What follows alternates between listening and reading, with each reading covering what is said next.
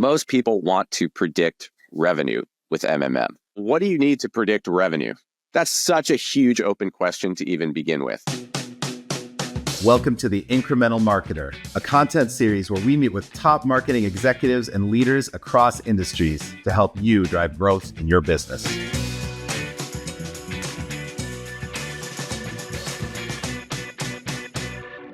Today, we're talking with Vince Scopino, Senior Director of Analytics Products at Slingwave, who is going to unpack the current and future state of media mix modeling. Welcome, Vince. Thanks for having me, Paul. Vince has a storied background in analytics and product development around analytics. Most recently, before Slingwave at Cloudflare, and Intuit before that, QuickBooks, a small business unit, saw every marketing use case under the sun within the four walls of Intuit, and Agilent Technologies and other very interesting starting points before that. So Vince, what was the thing that got you started, and how have you gone through each of the phases as you've been building your career? Well, I think like a lot of people, it was not intentional, and it was certainly not linear. First got out of grad school. I got a degree in applied statistics. Wasn't quite sure what I wanted to do with it. Got a job in beautiful Silicon Valley, proximal to some good waves in Santa Cruz, which was a huge motivating factor at the time. And this was at Agilent Technologies. And so the first projects that I was working on was the Agilent customer satisfaction and brand tracker survey. At the time, being fresh out of school, I didn't really understand the significance of that. But, they ran these surveys, I think quarterly or maybe semi-annually, but they had a really good handle on, what their customers liked in terms of general brand awareness, purchase consideration, things like that. Again, things that I would not have been able to appreciate until many more years down the line, where, nowadays you have a lot of companies coming to us saying, well, how do we know brand media works? Well, if every company ran surveys like that, you'd have a lot more information as to whether it's actually working. So that was the first thing I was working on. Inevitable corporate reorgs came around, and suddenly I was involved with us onboarding something which at the time was called Omniture, which got acquired by Adobe and became Adobe Analytics. And that really started me down the marketing analytics route. And you have a statistical background. So talk to us about how the media mix model part of it has kind of come through in the last few years, especially through your work at Slingwave on our modeling efforts. You had a formative moment, I think, as you were trying to leverage this statistics background. What point did you see that this cross-channel attribution problem was a real problem? Probably back in 2015 or so, it seemed like MTA was going to be the silver bullet, right? Or at least that's how it was being sold. I think there was a healthy amount of skepticism around that, even at that time. I think the fact that even if you could do that perfectly and capture every customer touch point, the statistics of how you actually divide up credit are incredibly complicated. What is the time distance between the touch points? How do you account for upper versus lower funnel? How do you account for retargeting, right? Where you have somebody who already has a higher propensity to convert. So there's a ton of statistical questions and ways that you can approach these problems, and there's no one right answer. Soon MTA got blown up essentially by people with cross-device activity, cookie deprecation, walled gardens, privacy, any number of concerns there. MMM itself is not perfect. Pixel tracking is not perfect. There is no perfect answer, and you have to sort of triangulate among imperfect choices. Question, is it solvable? Is there a solvable moment where you can see cross-channel attribution becoming kind of fully embedded in an organization's workflow, and they're able to make decisions off of it? Solvable in the sense of, a perfect solution? No. But solvable in the sense of we feel like we're doing everything we can to get the maximum amount of information to make good decisions. I think that's the place we can get to. It's still going to require people who can interpret the results of tests, of MMMs, of what tracking we are able to do, and put those into actions, design new tests, continue to optimize media. So I don't think that marketers are going to be going away anytime soon. Still an incredibly valuable skill set. all of this stuff is not going to be automated. Pieces of it are going to be automated within the walled gardens and already are, but cross-channel still going to require expertise of humans. Makes sense. Yeah. So you and your team have been really forefront at innovations in media mix modeling and technologies that help support media mix modeling, the building of products. What are some of the most exciting developments in the MMM or media mix modeling space in recent years? Definitely just this burgeoning open source media mix modeling market. Years past, if you'd be trying to build a media mix model, you were usually using a regression model. And the problem with that was some channels you had a lot of knowledge as to how efficient this channel should be, right? Because your organization had run tests. You had been maybe running it for years. Like there was a lot of organizational knowledge around like the performance of paid search. If you run a regression that's non-Bayesian in nature, it might spit out a result that flies in the face of that. And you know from all the testing you've done that it's not correct. So then you have to massage the model in ways that are it really starts to become less science and more art at that point, which never feels good as somebody who comes from a statistical background. You have all of these tools now, like lightweight MMM, which Google is sort of rebranding into Meridian now. Robin, which is Meta's offering, PyMC marketing. There's a bunch of others out there that are all built on Bayesian, or most of them are built on Bayesian platforms. These would be statistical programming tools like Stan or NumPyro or TensorFlow probability. All of the hard work in Bayesian statistics, which is really posterior sampling and was very computationally expensive in the past, is now open to practitioners. So we can leverage all that. We can work with our prior assumptions and swap out priors and have normal priors, truncated normal priors, Cauchy distributions. Anything you want is now possible, and due to computing power, we can estimate a lot of these things. Another beauty of Bayesian statistics is you don't necessarily need a ton of data. With the frequentist paradigm that we were working with before, you need at least 2 or 3 years worth of data. Now, since you have the prior, you can kind of set your prior and let it learn as it collects data. Obviously, the more data you have, the better. I don't want to discount that, but it definitely opens up new possibilities when you're able to use your prior information in places where you have it and use the data in places where you're less certain about that. And then finally, just to close off on that thought, the other exciting piece about all of this is that finally, these open source packages are treating this as a time series problem. So again, in the past, I was mentioning that these were typically solved with regressions. The problem with regressions was that they typically have a static intercept.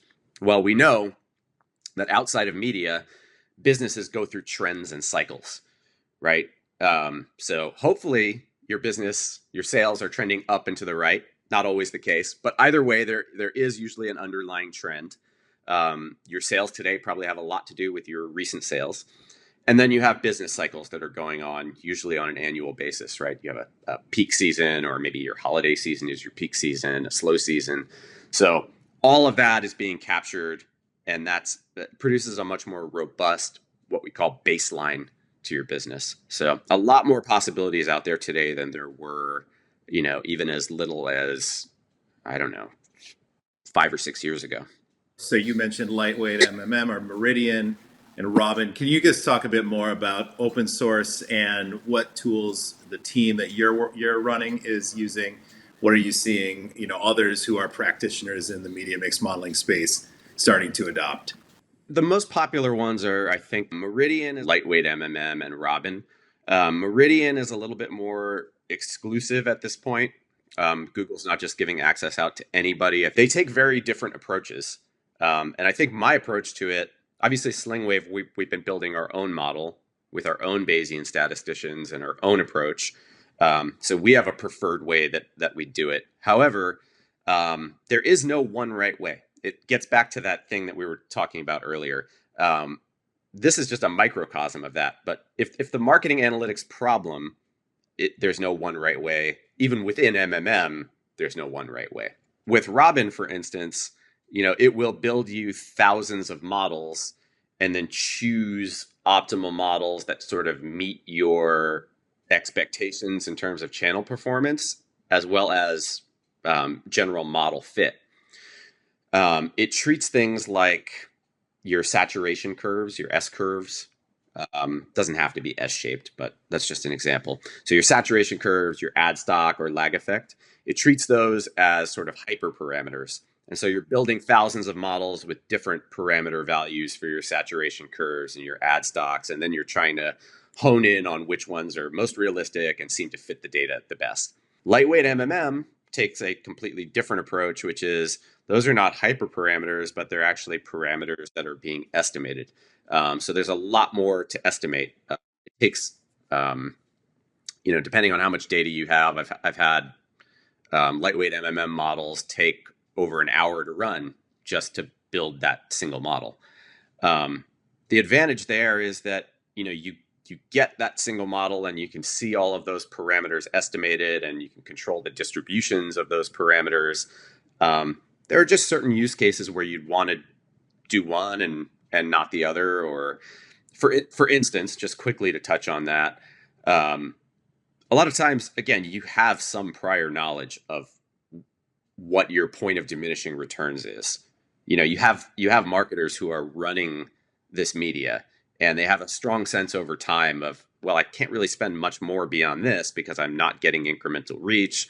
I'm not seeing what appear to be incremental conversions. Whereas if you're just using a model to estimate that, it might tell you a completely different point of diminishing returns that is just not realistic. On the other hand, you might have a channel that you know almost nothing about. And so any sort of information you're getting from a model is a huge bonus and is worth considering. So I think we'll touch on this later, but even though we have all these great tools out there, it still requires people with domain expertise to review the results and see, is this realistic? Can we actually do anything with this information? So again, comes back to the idea that a human touch is necessary, even though we have all these great tools. One of the interesting things you said was about limitations, and what I hear you and our customers saying oftentimes is, I don't necessarily trust my MMM because it's so high level. It can't solve everything that I want, all the questions I want. But then there's this perception that AI is solving everything and media mix modeling can sort of answer the world's problems. All these open source tools are the future. How do you balance that out? What's sort of the limitations as you see it, and also where do you see this going as we have the rise of AI and additional capabilities that kind of intersect with what you were talking about? I mean, that's a perfect segue into something I just mentioned, or from something I just mentioned, which was, going into this with as much sort of corroborating information as you can get. So again, the open source tools, mostly Bayesian, you can incorporate prior information. You want to come in with as much prior information as you can get. So for instance, you want to be running experiments. Years ago, when I was first starting to run experiments, like we used cookie IDs and would do holdouts and run PSA ads on a portion of the ad, on a portion of the audience, and then run the actual ad on the other and observe the lift. Those, PSA, public service announcements. yeah, exactly. Like you'd buy Red Cross ads, charity ads, right? That has nothing to do with your business, and then see, well, how did those people do versus the people we showed the actual ad, and then measure lift that way. Unfortunately, with cookie IDs, they haven't deprecated them as quickly as they said they would. But again, people behaving cross-device, the validity of that has sort of started to slip. So nowadays we're doing mostly geo-experimentation, where or matched markets is another term. So you find markets that have historically behaved similarly in whatever you're trying to measure, whether that's revenue or transactions or site visits, whatever you're trying to measure, and understanding lift that way, by holding out certain markets, and then other markets are your test markets where you're showing the advertising. So that's a really powerful data point. Some of these open source tools even have features where they specifically talk about integrating results from tests like that. So you definitely want to be doing as much testing as you can. On top of that, something that I don't think is mentioned that much is when you have access to the walled gardens. So could be an Amazon marketing cloud where you have like a customer ID within that walled garden, or a Google Ads data hub. It can be useful maybe to think about ad stock with that, right? So if you have a persistent customer ID and you know when they were exposed to media and you know when they converted, you can start to get a sense of lag from exposure to conversion, right? And instead of having your open source model guessing or trying to estimate what the ad stock is, I think you can save yourself computational time, save yourself hand wringing about whether we chose the right values, and run some of those analyses within the walled gardens and get an idea of what it might be. That way, you have something to compare it to once the open source model has done its thing. So, like a sampling methodology, you're giving it a look at a snapshot of data. You're not having to steer the entire model in trying to answer that smaller question. It sounds like. Yeah, exactly. You want to be able to steer the model as much as is reasonably possible, right? You don't want to falsely steer the model in a direction that is going to blow the whole thing up. But where you're relatively certain about things, I think you should incorporate that prior information. Another thing in terms of non-open source tools, offline media is always a challenge, right? So where did that media get delivered? So the Nielsen's of the world can help you with that. iSpots, Samba TVs, right? So I'm not going to make a particular recommendation on which one of those to choose. That's totally dependent on your organization and your budget. But specifically around those, you don't even get pixel conversions. You don't have any other comparison. So if you're not doing experiments, and those are tough, right? Doing experiments with TV is tough because the national buys are usually so much more efficient from a cost perspective. So a lot of times it doesn't even make sense to be buying only in certain markets and doing on-off tests and things like that. So the more muscle you can build there, if you're doing that sort of offline TV, radio media, the better. Again, to service the prior distributions in these open source models. I think we're going to obviously see a lot more competition because what's happening now is we have more open source MMM packages entering the market. And just when you read about them from their own literature, they're comparing themselves to others. And obviously that's a great thing, right? We want that because we want them racing to new features, whether it's time varying coefficients or more complex levels of seasonality. So that's great. I think it will only get better and better. I don't know if in the future we're going to settle on a Bayesian framework that everybody's using, or if those also will continue to evolve. But those are all good things. In terms of AI, I think it remains to be seen. I think they're doing some amazing things with recurrent neural nets in terms of prediction. But at the same time, I mean, we all have our interactions with ChatGPT or with Gemini. We've all seen it do its hallucinations, right? As they call them, where it just returns nonsense.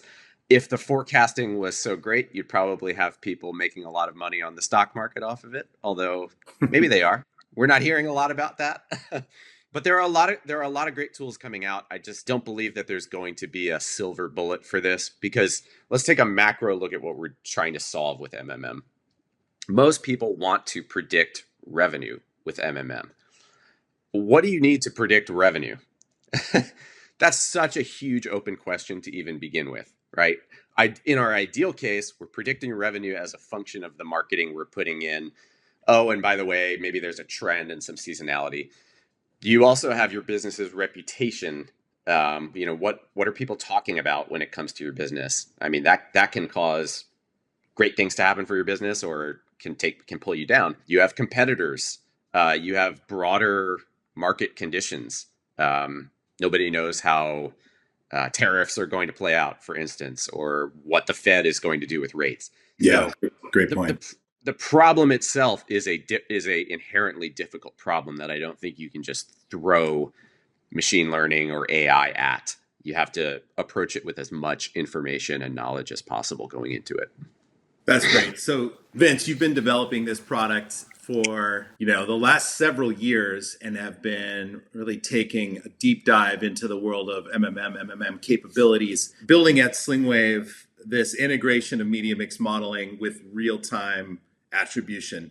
How does this approach differ from what's out in market today, from competitors? What's unique about the way that the teams approach this?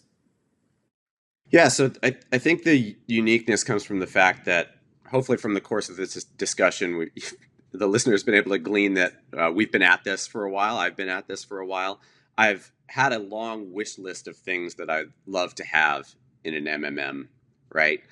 So all of those features have sort of been incorporated with the rise of these open source competitors.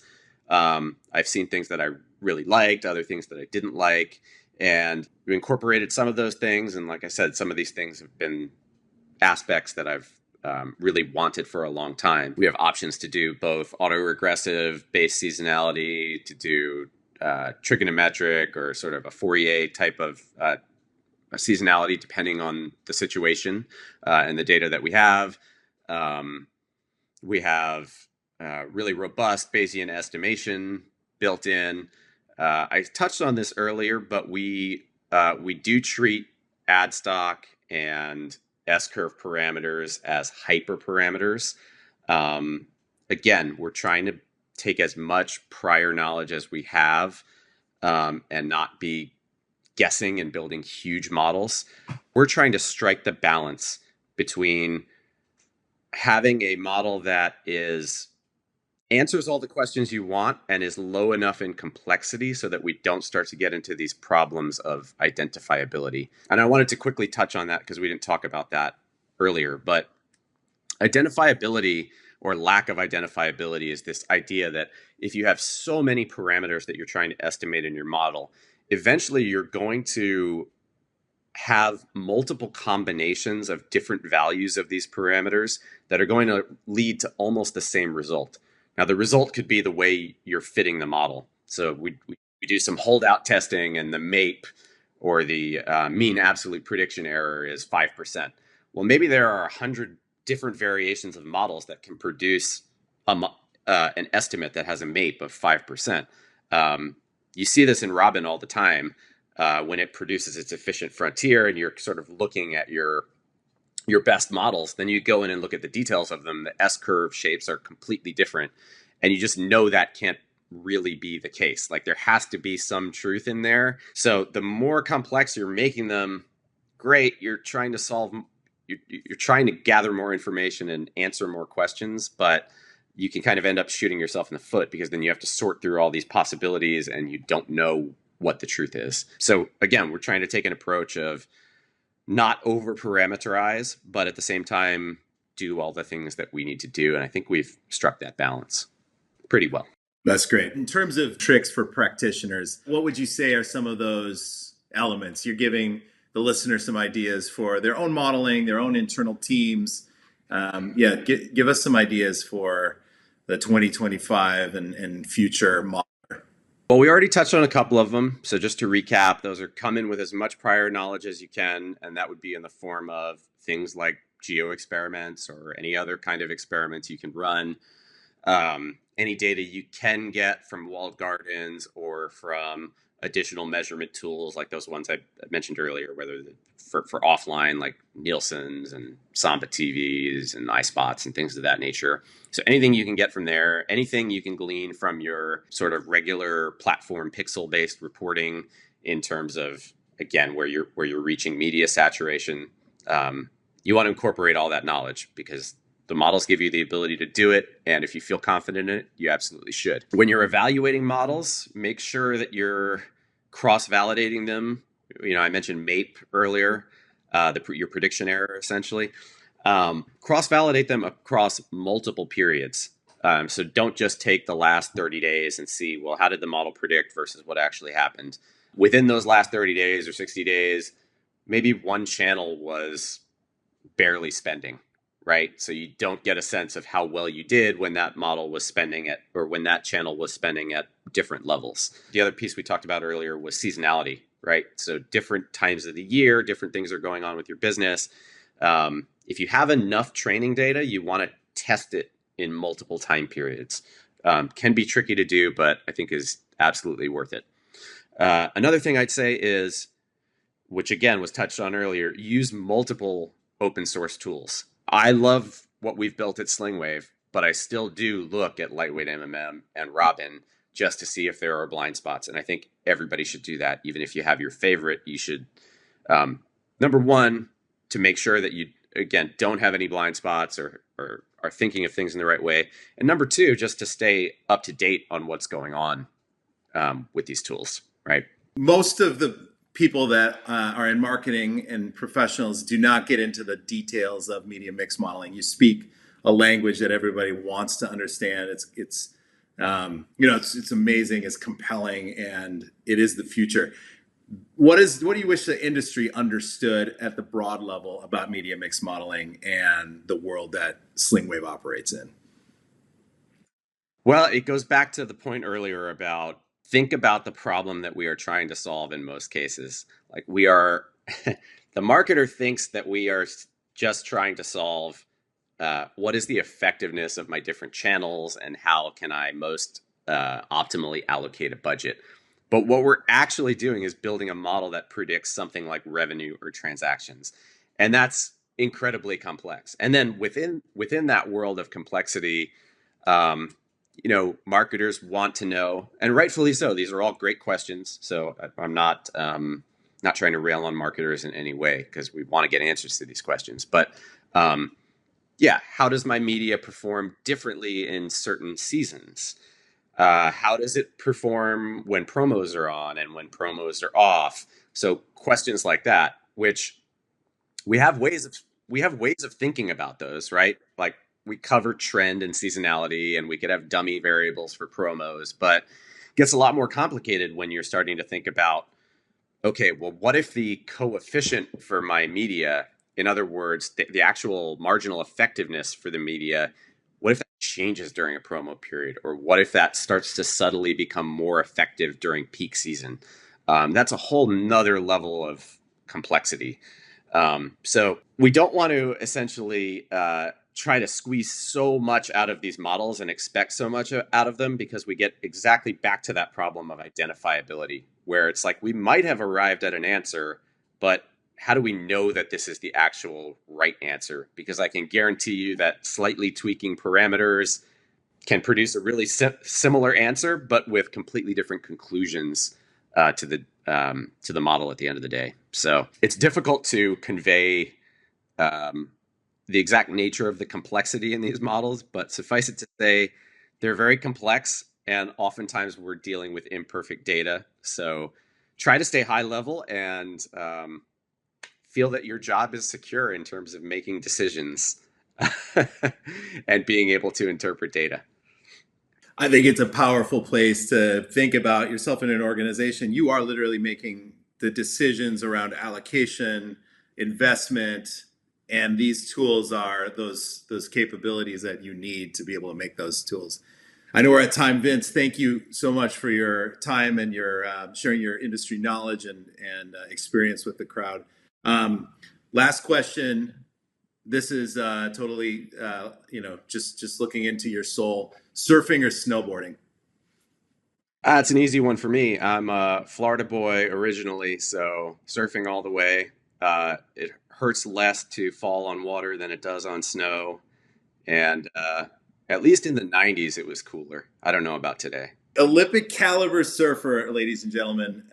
He's being modest. I don't know about that. All right. Thank you, everyone. We'll look forward to the next episode of The Incremental Marketer. And Vince, we'll have you back on for a future session. There's so much we didn't get to, and we're looking forward to digging in more. Sounds good. Thank you, Paul.